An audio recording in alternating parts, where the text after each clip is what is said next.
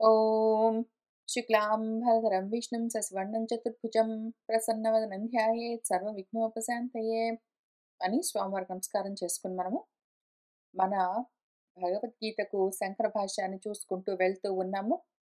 రెండో అధ్యాయంలో ఉన్నాము.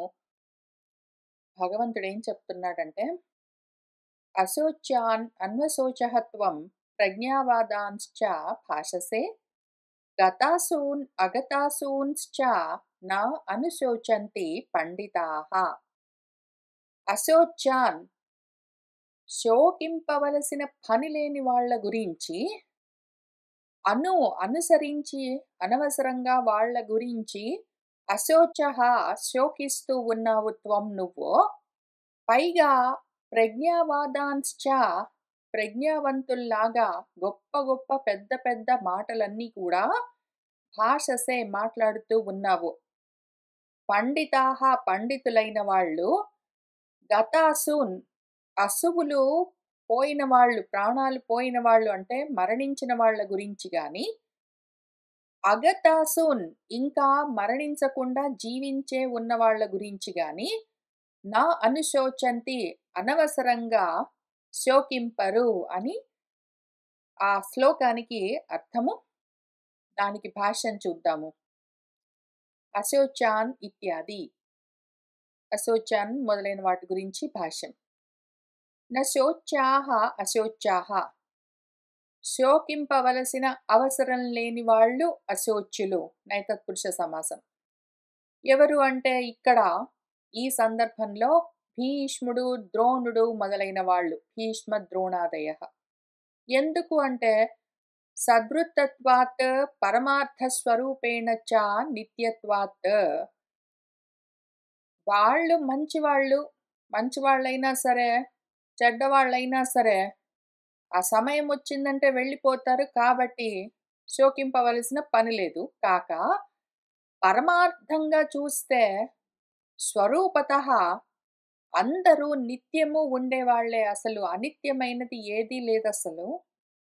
పరమార్థ స్వరూపంగా నిత్యము ఉండడం చేత అటువంటి వాళ్లను, ఎవరిని అశోచాన్ శోకింపవలసిన పని లేని వాళ్ళ గురించి, అన్వశోచః అనవసరంగా నువ్వు శోకిస్తూ ఉన్నావో, అనుశోచితవాన్ అసి అనుసరించి శోకిస్తూ ఉన్నవాడివయ్యావో. ఏమని శోకమింతకి? తే మ్రియంతే మన్నిమిత్తం అహం తైః వినా భూతః కిం కరిష్యామి రాజ్యసుఖాదినా ఇతి. తే వీళ్ళందరూ మత్ నిమిత్తం నా కోసమే ఇక్కడికి వచ్చి మ్రియంతే మరణిస్తూ ఉన్నారు. వీళ్ళందరూ నా కోసమే కదా చనిపోవడానికి ఇక్కడికి వచ్చి నిలబడ్డారు. అహం నేనేమో మరి వీళ్ళు ఈ విధంగా మరణిస్తే తైః వినా భూతః వీళ్ళు లేకుండా రాజ్య సుఖాదిన ఈ రాజ్యాలు ఈ సుఖాలన్నింటినీ పెట్టుకొని కూడా నా వాళ్ళందరూ నా కోసం వచ్చి ఇక్కడ నిలబడి అనవసరంగా యుద్ధం చేసి చనిపోతే ఇంకా నేనొక్కడిని బతికుండి ఈ రాజ్యాలతో సుఖాలతో కిం కరిష్యామి ఏం చేస్తాను అని శోకిస్తూ ఉన్నావు. త్వం నువ్వు పైగా ప్రజ్ఞావాదాన్ అంటే ప్రజ్ఞావతాం బుద్ధివతాం. ప్రజ్ఞావాదులంటే ప్రజ్ఞ కలిగిన వాళ్ళు, బుద్ధిమంతులు మాట్లాడే వాదములు అంటే వచనాలను కూడా భాషసే మాట్లాడుతూ ఉన్నావు. ఒకవైపేమో మూర్ఖంగా అయ్యయ్యో వీళ్ళందరూ నా కోసమే వచ్చి ఇక్కడ నుంచున్నారు, నా కోసమే చనిపోతున్నారు అంటావు. ఒకవైపు గొప్ప పాండిత్యం కలిగిన వాళ్ళలాగా పెద్ద పెద్ద మాటలన్నీ మాట్లాడతావు. తదేతత్ మౌఢ్యం పాండిత్యం చ విరుద్ధం ఆత్మని దర్శయసి ఉన్మత్తః ఇవ ఇతి అభిప్రాయః. తదేతత్ ఇదిగో ఈ విధంగా ఒకవైపు మౌఢ్యం మూర్ఖత్వాన్ని, ఒకవైపు గొప్ప పాండిత్యాన్ని కూడా, విరుద్ధాన్ని పరస్పర విరుద్ధంగా మహా తెలివితేటలు కలిగిన వాళ్ళగా మాట్లాడతావు. ఇంత తెలివి తక్కువగా శోకిస్తూ ఉన్నావు.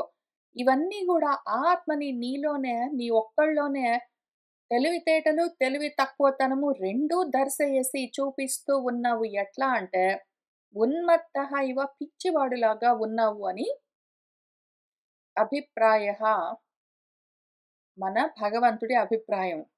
యస్మాత్ ఎందుకు గతాసూన్ అంటే గత ప్రాణాన్ ఋతాన్. గతాసువులు అంటే ప్రాణాలు పోయిన వాళ్ళు, మరణించిన వాళ్ళు. అగతాసూన్ అంటే అగత ప్రాణాన్ జీవతః చ. అగతాసువులు అంటే ప్రాణాలు ఇంకా పోలేదంటే బ్రతికే ఉన్నారు. ప్రాణాలు పోయిన వాళ్ళ గురించి, ప్రాణాలు పోకుండా ఇంకా బ్రతికే ఉన్న వాళ్ళ గురించి కూడా పండితాహ, పండితులంటెవరు? ఆత్మజ్ఞాహ, ఆత్మజ్ఞానం కలిగిన వాళ్ళు. నా అనుశోచంతి, అక్కర్లేకుండా శోకింపరు. ఇంతకీ పండితులంటే ఎవరు? పాండిత్యం అంటే ఏంటి అని చూద్దాము. పండా ఆత్మ విషయ బుద్ధి యేషాం తే హి పండితాః. పండా అంటే ఆత్మ విషయ బుద్ధి. ఆత్మజ్ఞానం కలిగిన బుద్ధిని పండా అంటారు. యేషాం ఎవరికైతే తే అటువంటి ఆత్మజ్ఞాన విషయకమైన బుద్ధి ఉన్నదో తే హి వాళ్ళే పండితాః పండితులై ఉంటారు. పండిపోయిన వాళ్ళంటే ఎవరు? ఆత్మజ్ఞానం కలిగిన వాళ్ళు. అది మనకెట్లా తెలుస్తున్నది అంటే పాండిత్యం నిర్విద్య ఇతి బృహదారణ్యకే. పాండిత్యం అంటే నిర్విద్య, తెలుసుకుని ఉండడం. ఏది తెలుసుకుని ఉండడాన్ని పాండిత్యం అంటారో అని మనకు బృహదారణ్యకము ఈ శృతి కూడా చెప్తూ ఉన్నది కాబట్టి ఆ ఆత్మ విద్యను పాండిత్యం అంటారు. ఆ ఆత్మ విద్య అంటే పాండిత్యాన్ని కలిగి ఉన్నవాడు పండితుడు. అటువంటి వాడు ప్రాణాలు పోయిన వాళ్ళను అంటే మరణించిన వాళ్ళను గురించి గాని, ప్రాణాలతో ఉన్నవాళ్ళు అంటే జీవించి ఉన్న వాళ్ళ గురించి గాని మోహము చెందడో, శోకింపడం చెయ్యడో. పరమార్థతః తు తాన్ నిత్యాన్ అశోచాన్ అనుశోచసి. పరమార్థతః వాళ్ళందరూ నిత్యమై ఉన్నారు. ఎప్పుడూ ఉండే వాళ్ళ గురించి ఎందుకు నువ్వు శోకిస్తూ ఉన్నావో అతః అందుకని మూఢః అసి మూర్ఖుడివై ఉన్నావు ఇది అభిప్రాయః అని భగవంతుడి అభిప్రాయము. బ్రతికి ఉన్న వాళ్ళ గురించి అమ్మయ్య వాళ్ళు బ్రతికున్నారు అనుకోవడము. మరణించిన వాళ్ళ గురించి అయ్యయ్యో వాళ్ళు మరణించారే అనుకోవడము. లేదా వాళ్ళు మనకు పడరు, మన శత్రువులు అని అనుకుంటూ ఉన్నామో, వాళ్ళు బ్రతికే ఉన్నారంటే వాళ్ళు ఇంకా బ్రతికి ఉన్నారని బాధపడ్డము. ఎవరైనా మనకు నచ్చని వాళ్ళు చనిపోతే మంచి పనయింది అనుకోవడము, సంతోషించడము. ఎవరైనా మనకు నచ్చిన వాళ్ళు బ్రతికుంటే, హమ్మయ్య! బ్రతికున్నారు అనుకోవడం. ఈ విధంగా ఏ కాంబినేషన్‌లో అనుకున్నా గూడా అదంతా మూర్ఖత్వము. అటువంటి వాళ్ళు మూఢులు. ఎందుకు అంటే, చనిపోవడము, బ్రతికుండడము 2 అనిత్యమైన వస్తువులు. నిత్యం కాదు, నిజం గాదు, మిథ్య.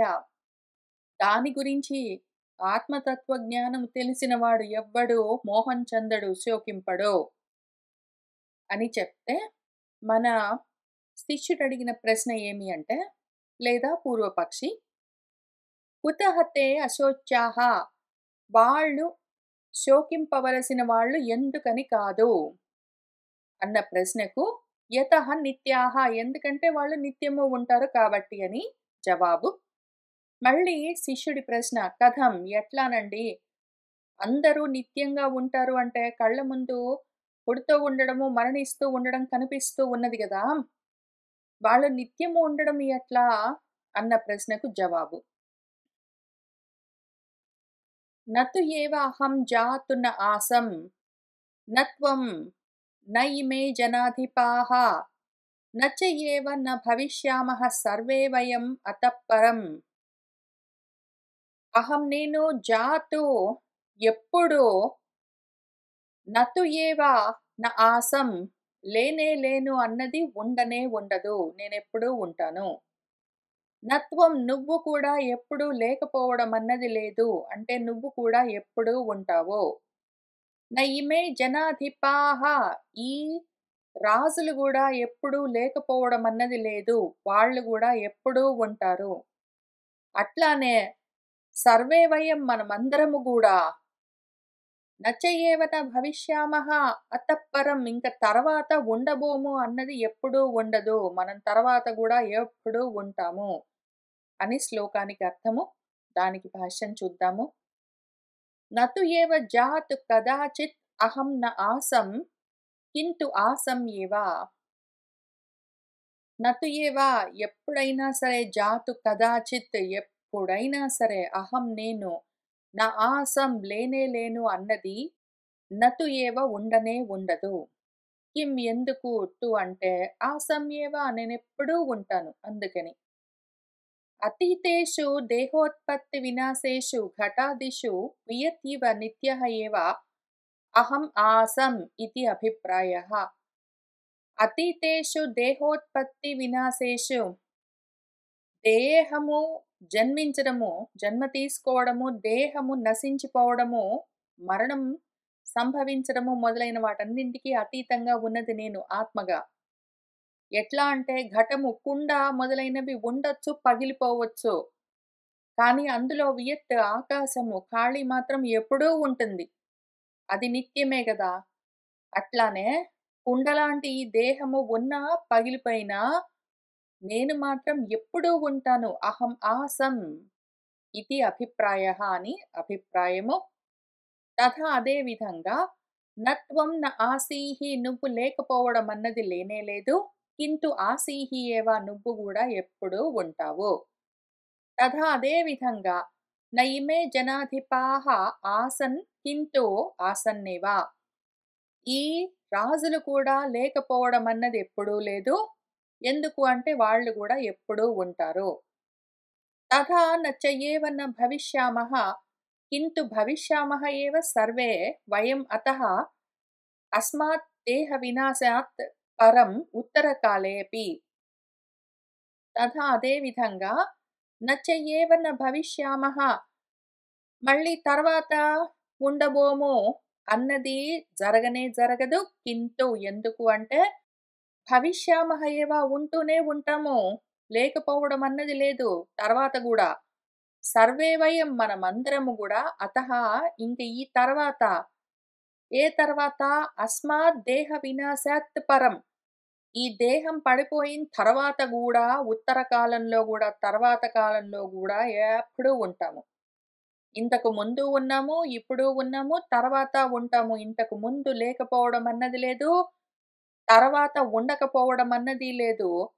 త్రిషు కాలేషు అపి 3 కాలాల్లో ఇంతకు ముందు భూతకాలంలో, ఇప్పుడు వర్తమాన కాలంలో, తర్వాత భవిష్యత్ కాలంలో కూడా నిత్యాః నిత్యమై ఉంటాము మనం ఆత్మస్వరూపేణ ఇతి అర్థః.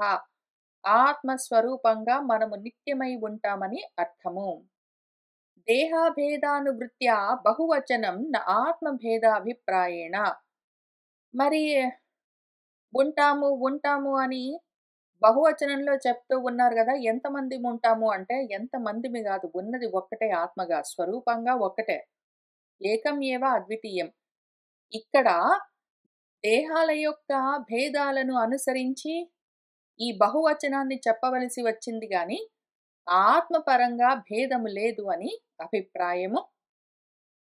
తర్వాత తత్ర కథం ఇవ నిత్యః ఆత్మ. సరే అయితే మరి ఆత్మ నిత్యం అన్నావు గదా!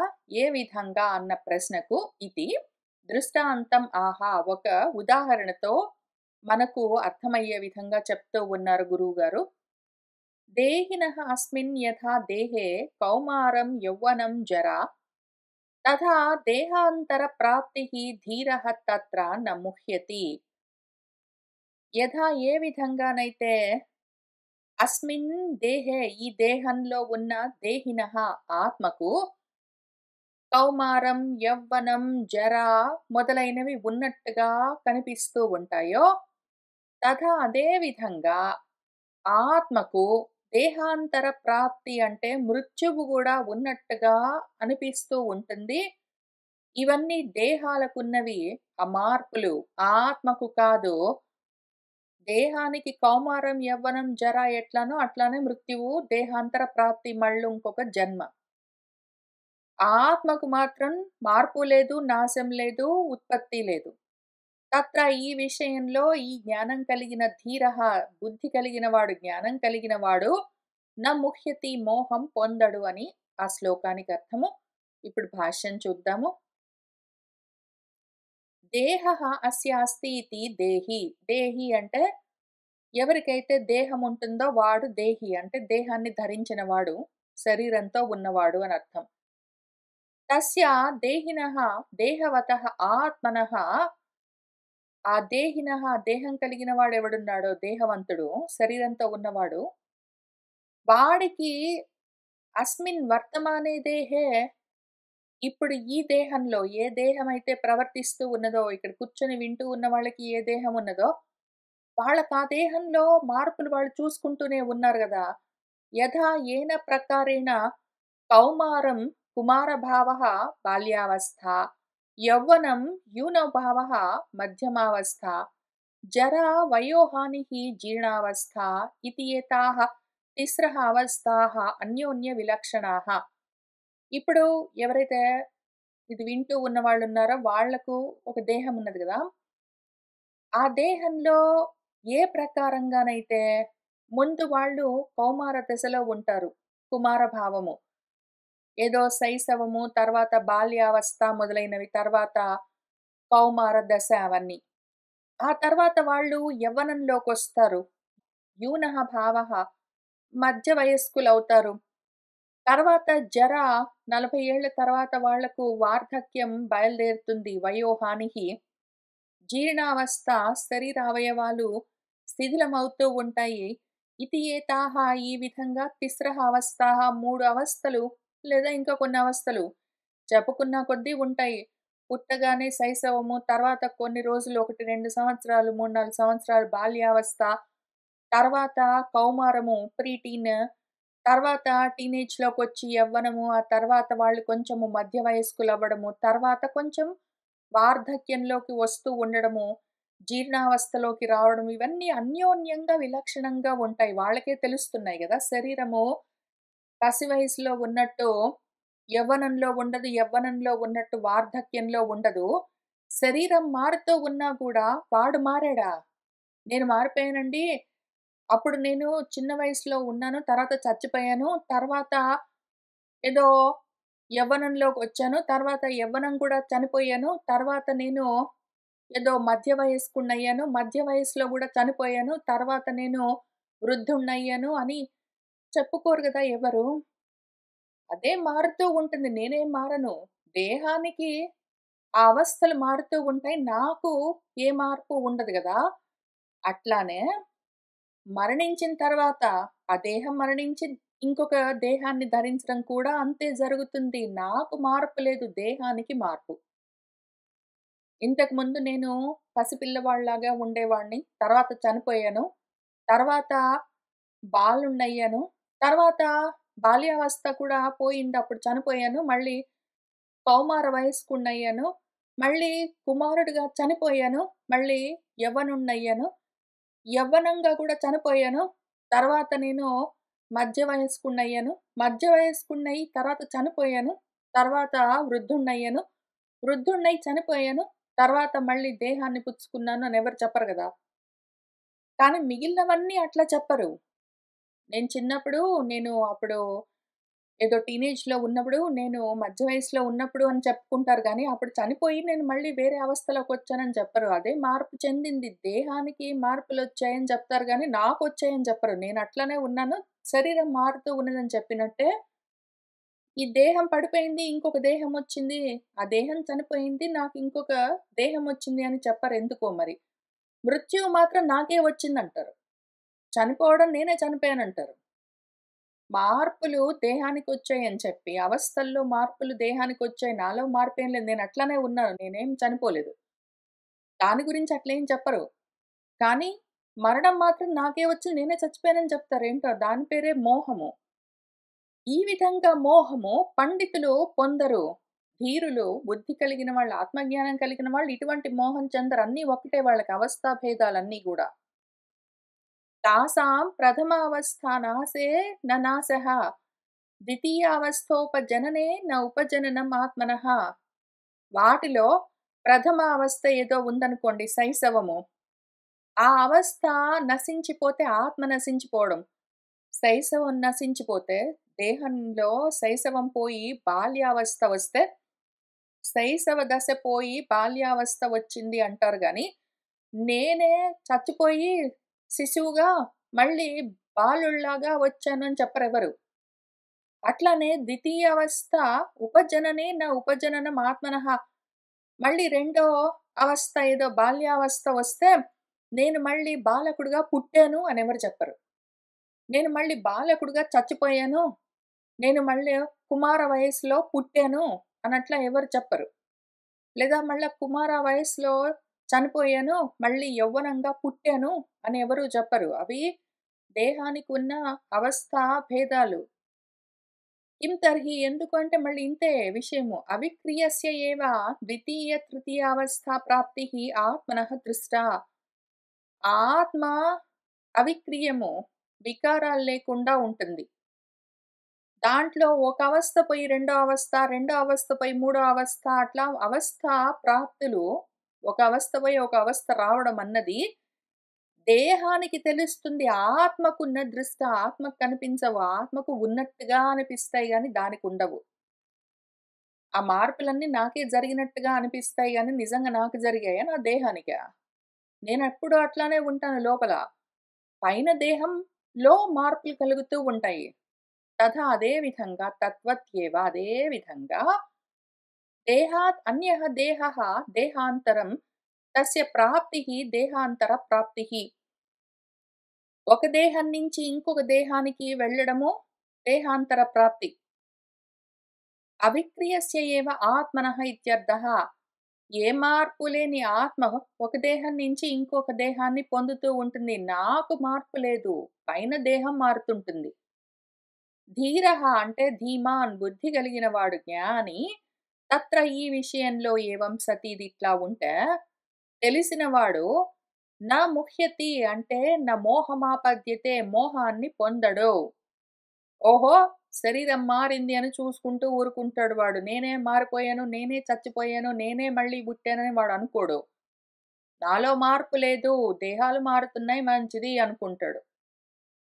యద్యపి ఆత్మ వినాశ నిమిత్తః మోహః న సంభవతి నిత్యః ఆత్మా ఇతి విజానతః తథాపి శీతోష్ణ సుఖ దుఃఖ ప్రాప్తి నిమిత్తః మోహః లౌకికః దృశ్యతే. ఏదైతే తను చనిపోయాను అని అనుకున్నందుకు ఏ మోహం కలుగుతూ ఉంటుందో అది ఆత్మ నిత్యము అని తెలిసిన వాడికి నా సంభవతి కలగదు. అజ్ఞానికి ఆ దేహం పడిపోతే నేనే చచ్చిపోయానని వాడు అనుకుంటాడు. కానీ విజానతః తెలిసినవాడు జ్ఞాని ఎవడున్నాడో ఆత్మ నిత్యము అని తెలిసిన వాడికి ఇటువంటి మోహము దేహం పడిపోవడం వల్ల మరణమొచ్చింది లాంటి మోహము నా సంభవతి కలుగదు. అయితే చావులు బ్రతుకులే గాదు. తథాపి అదే విధంగా శీతోష్ణ సుఖ దుఃఖ ప్రాప్తి నిమిత్తః మోహః కూడా. చల్లగా ఉన్నది, వేడిగా ఉన్నదండి. నాకు చలేస్తుంది, నాకు వేడిగా ఉన్నది, నేను తట్టుకోలేకపోతున్నాను, నాకు సుఖమొచ్చింది, నాకు దుఃఖమొచ్చిందని నాకు ఉన్నాయి అని ఆత్మజ్ఞానం కలిగిన వాడు లౌకికమైన ఇటువంటి మోహాలతో కూడా వ్యధ చెందడు. అయితే లౌకికంగా ఉంటాయి ఇటువంటి మోహాలు. లోకంలో అజ్ఞానులకు ఇటువంటి మోహాలున్నట్టుగా దృశ్యతే కనిపిస్తూ ఉంటాయి. సుఖ వియోగ నిమిత్తః మోహః దుఃఖ సంయోగ నిమిత్తః చ శోకః. మోహం అంటే ఏమి? సుఖము కలగవలసి ఉన్నది అది కలగకుండా పోయింది అంటే అయ్యయ్యో! నాకు రావలసిన సుఖం కలగట్లేదు అని మోహం కలుగుతుంది. శోకం అంటే ఏమి? వద్దు వద్దనుకున్న దుఃఖం వచ్చి మీద పడ్డదే అంటే శోకం కలుగుతుంది. వద్దు అనుకున్న దుఃఖాలు కలిగితేనేమో అయ్యో! నాకెంత దుఃఖం కలిగింది అని శోకమొస్తుంది. కావాలనుకున్న సుఖాలు కలక్కపోతే అయ్యో! నేను కోరుకున్న సుఖం కలగలేదే అని మోహం కలుగుతుంది.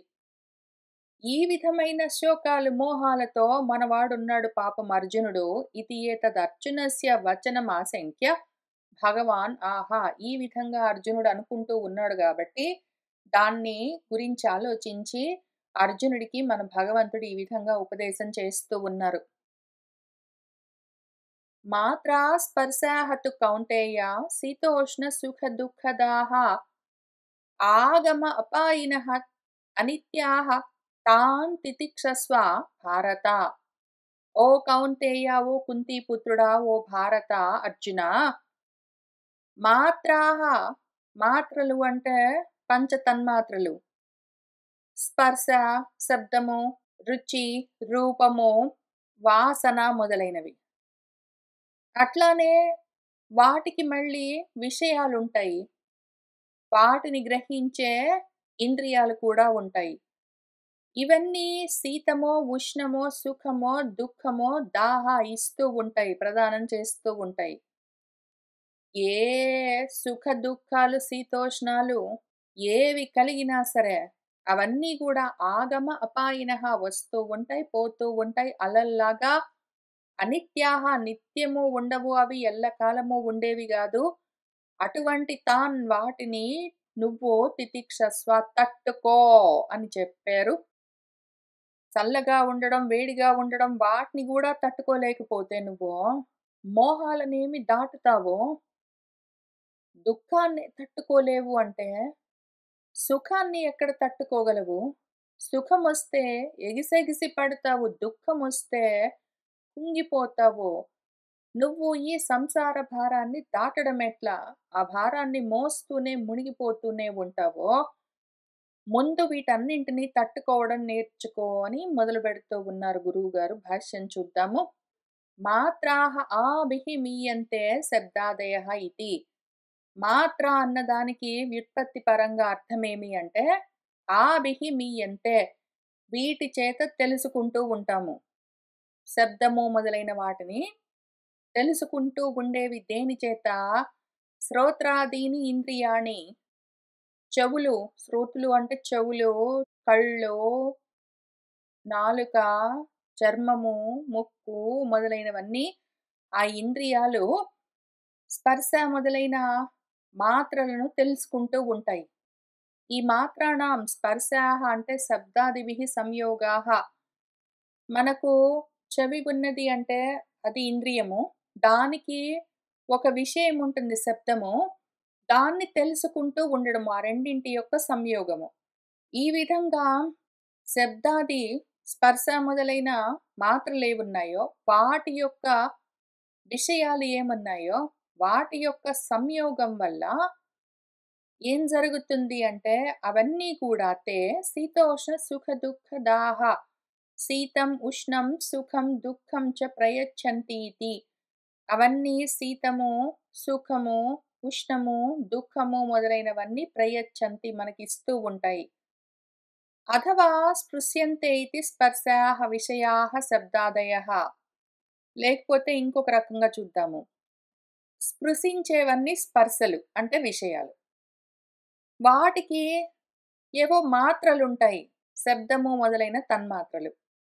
ఈ మాత్రాః స్పర్శాః. ఏదో శబ్దము, స్పర్శ, రూపము, రసము, గంధము అన్న పంచ తన్మాత్రలు. వాటి కోసం అనంతమైన విషయాలు. ఇవన్నీ గూడా కలిసాయంటే మనకు శీతమో, ఉష్ణమో, సుఖమో, దుఃఖమో ఇస్తూనే ఉంటాయి. శీతం కదాచిత్ సుఖం, కదాచిత్ దుఃఖం. తథా ఉష్ణమపి అనియత స్వరూపం. ఏదో చల్లగా ఉన్నది అంటే ఒక్కొక్కసారి సుఖంగా ఉంటుంది. ఒక్కొక్కసారి దుఃఖంగా ఉంటుంది. కష్టంగా ఉంటుంది. అట్లానే ఉష్ణమపి ఒక్కొక్కసారి వేడిగా ఉంటే బానే ఉంటుంది. ఒక్కొక్కసారి వేడిగా ఉంటే చాలా బాధ అనిపిస్తుంది. మారిపోతూ ఉంటుంది. అది మనకిచ్చే సుఖము, దుఃఖము. చల్లగా ఉన్నా, వేడిగా ఉన్నా అవి మనకిచ్చే సుఖమో, దుఃఖమో మారిపోతూ ఉంటాయి. కానీ అసలు ఆ సుఖము, దుఃఖం అన్నవి మాత్రం మారవు. సుఖాన్ని, దుఃఖాన్ని ఇచ్చే విషయాలు మారొచ్చు గానీ, ఆ విషయాల వల్ల మనకు సుఖమో, దుఃఖమో రావడం మానొచ్చు గానీ, సుఖము, దుఃఖం అన్నది మాత్రం మారదు. ఆ వస్తువు వల్ల మనకు సుఖం కలగొచ్చు, ఆ వస్తువు వల్ల మనకు దుఃఖం కలగొచ్చు గానీ, సుఖము అన్న అనుభూతి, దుఃఖము అన్న అనుభూతి మాత్రం మారవు. కాబట్టి సుఖ దుఃఖే పునః నియత రూపే యతః న వ్యభిచరతః అతః తాభ్యాం పృథక్ శీతోష్ణయోః గ్రహణం. సుఖము, దుఃఖం అన్నవి నియతంగా ఉంటాయి. మనకు సుఖం కలిగించేవి సుఖం కలిగిస్తాయి. దుఃఖం కలిగించేవి దుఃఖం కలిగిస్తాయి. వస్తువులు ఒక్కొక్కసారి, ఒక్కొక్క కాలంలో, ఒక్కొక్క అవస్థలో, ఒక్కొక్క మనిషికి ఒక్కొక్క విధంగా మారిపోవచ్చు గానీ, అసలు సుఖ స్వరూపం, దుఃఖ స్వరూపం మారదు గాబట్టి, అవి వ్యభిచరించవంటే మాటి మాటికి మారిపోతూ మనకు తెలియవు కాబట్టి అతః తాభ్యాం వాటిని పృథక్‌గా వేరుగా శీతము, ఉష్ణము అన్న వాటికి సుఖము, దుఃఖం అన్నవి వేరుగా చెప్తూ ఉన్నారు. యస్మాత్ తే మాత్రా స్పర్శాదయః ఆగమ అపాయినః ఆగమ అపాయ శీలాః తస్మాత్ అనిత్యాః. ఏదైతే ఆ మాత్రా స్పర్శాదయః ఈ మాత్రలు వాటి విషయాలు వాటి సంయోగం వల్ల మనకు కలిగే సుఖ దుఃఖాలన్నీ ఇట్లా వస్తూ ఉంటాయి ఆగమము, పోతూ ఉంటాయి అపాయనం గాబట్టి. వచ్చే పోయే శీలంతో లక్షణంతో కూడి ఉంటాయి కాబట్టి తస్మాత్ అవన్నీ అనిత్యాహ నిత్యం గాదు. వస్తూ పోతూ ఉండేవి నిత్యం గాదు. నిత్యమైనవి ఎప్పుడూ అట్లా పడుండాలి. కానీ ఉంటాయా అట్లా మనకు? ఒక్కొక్కసారి చల్లగా ఉంటే బావుంటుంది. ఒక్కోసారి వెచ్చగా ఉంటే బావుంటుంది. ఒక్కొక్కసారి మెత్తగా ఉంటే బావుంటుంది. ఒకసారి కొంచెం గట్టిగా ఉంటే బావుంటుంది. ఒక్కొక్కసారి అట్లా మారిపోతూ ఉంటాయి కాబట్టి అవన్నీ అనిత్యము. ఎప్పటికి ఉండేవి గావు. అతహ అందుకని తాన్ వాటన్నింటిని వేటిని చల్లగా ఉంది, వేడిగా ఉంది ఇటువంటి వాటన్నింటిని కూడా తితిక్షస్వ అంటే తట్టుకో, ప్రసహస్వ సహించు. తేషు వాటిలో హర్షము, విషాదం వా మా కార్షీహి వాటిని బెట్టుకుని అబ్బా! ఎంత బాగుంది. అయ్యో! నాకెంత కష్టంగా ఉంది అని హర్షమో, దుఃఖమో మా కార్షీహి పొందకు అట్లా చెయ్యకు. ఇత్యర్థః అని అర్థము. శీతోష్ణాదీన్ సహతః కిం స్యాత్. ఈ చల్లగా ఉంది, వేడిగా ఉంది అన్నవి గూడా తట్టుకోలేకపోతే కష్టము. కాబట్టి నువ్వు తట్టుకో అంటే తట్టుకున్నాడే అనుకో ఎవడైనా. తట్టుకున్న వాడికి సహతః సహించేవాడికి కిం స్యాత్ ఏమి ప్రయోజనం ఉంటుంది అని ప్రశ్న వస్తే, ఇది దాని గురించి శృణు విను చెప్తాను అని మన గురువుగారు ఏం చెప్తున్నారంటే, యం హి న వ్యథయంతి ఏతే పురుషం పురుషర్షభ సమదుఃఖ సుఖం ధీరం సహ అమృతత్వాయ కల్పతే. ఓ పురుషర్షభ అర్జున, యం హి ఎవరినైతే ఏతే ఈ చల్లగా ఉండడం, వేడిగా ఉండడం, సుఖాలు, దుఃఖాలు ఇటువంటి మోహాలు, శోకాలన్నీ నా వ్యధయంతి బాధ పెట్టవో అటువంటి పురుషుణ్ణి, వాడు ధీరుడు, దుఃఖాన్ని, సుఖాన్ని సమంగా గ్రహించేవాడు, సహ వాడు మాత్రమే అమృతత్వాయ కల్పతే అమృతత్వానికి అర్హుడవుతాడో.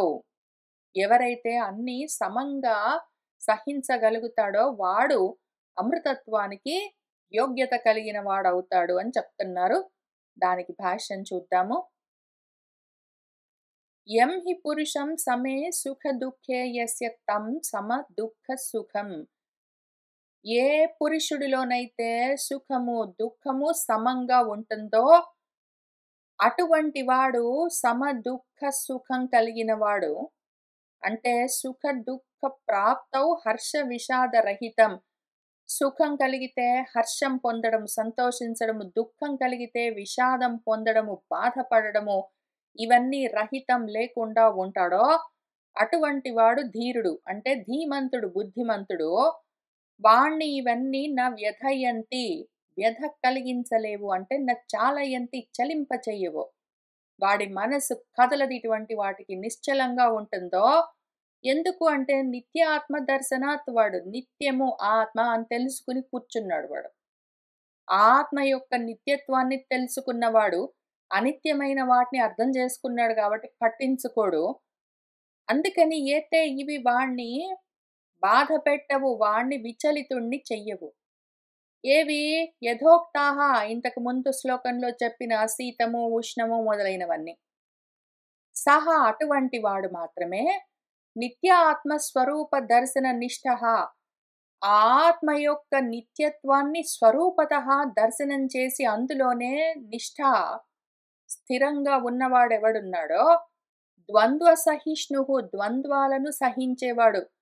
చల్లగా ఉండడం, వేడిగా ఉండడం, సుఖంగా ఉండడం, దుఃఖంగా ఉండడం మొదలైన రకరకాల ద్వంద్వాలను సమంగా తట్టుకునేవాడెవడున్నాడో సహించేవాడు సహిష్ణువు. అటువంటి వాడు అమృతత్వాయ అంటే అమృత భావాయ మోక్షాయ ఇత్యర్థః. అమృతత్వము అంటే అమృత భావము అంటే మోక్షం. మోక్షానికి వాడు కల్పతే అంటే సమర్థో భవతి సమర్థుడవుతాడు, యోగ్యుడవుతాడు. మోక్షానికి ఎవరు అర్హుడు అంటే అన్నింటినీ సమంగా దర్శించగలిగినవాడు. ఏ విధంగా ఆ స్థితికి రాగలడు అంటే ఆత్మ యొక్క నిత్యత్వాన్ని, అనాత్మల యొక్క అనిత్యత్వాన్ని తెలుసుకున్నవాడు, అనిత్యమైన వాటి గురించి తల్లడిల్లిపోడు, నిత్యమైన ఆత్మస్థితిలోనే ఉన్నవాడు మోక్షానికి అర్హుడు అని చెప్తూ ఉన్నారు. ఇతః చ శోకమోహౌ అకృత్వా శీతోష్ణాది సహనం యుక్తం.